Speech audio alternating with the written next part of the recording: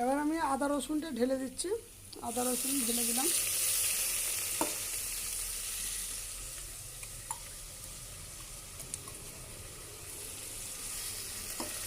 আদা রসুনটা আমি ঢেলে দিলাম। আর ঢেঁড়সটা এবার মশলা দেবো আমি।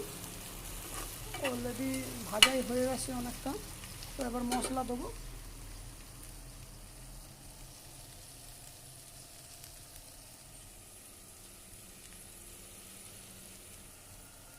ঢেঁড়সটায় মশলা দিচ্ছি।